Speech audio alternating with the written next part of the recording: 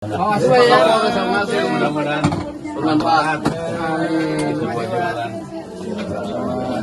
Ini buat tambah modal.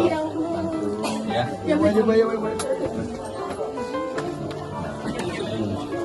Lihat. Nasib Sudrajat pedagang es gabus kini dapat hadiah motor dan modal usaha dari polisi. Sudrajat 49 tahun, penjual es kue jadul yang sempat viral karena dituduh menjual dagangan berbahan spons kini nasibnya berbuah manis. Setelah terbukti tidak bersalah lewat hasil uji laboratorium, kini nasib baik berpihak padanya.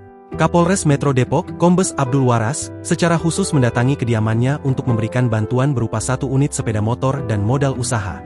Diketahui, Sudrajat sebelumnya sempat menjadi korban salah tuduh oleh oknum aparat yang mencurigai tekstur es kue miliknya menyerupai busa atau spons. Video tuduhan tersebut sempat viral dan menimbulkan kegaduhan di media sosial. Namun hasil uji laboratorium forensik menyatakan dengan tegas bahwa es milik Sudrajat aman dan layak dikonsumsi.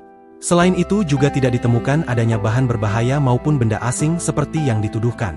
Sebagai bentuk dukungan moral dan kepedulian, Kapolres Metro Depok menyambangi kediaman Sudrajat di kawasan Bojonggede pada Selasa, 27 Januari 2026.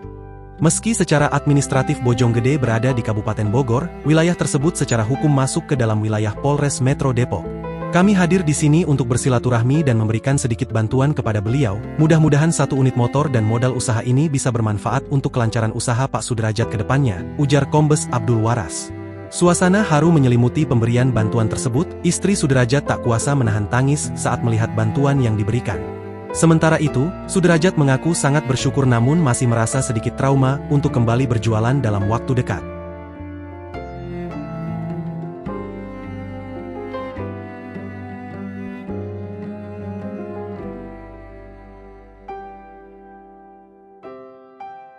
Download Tribun X sekarang, menghadirkan lokal menjadi Indonesia.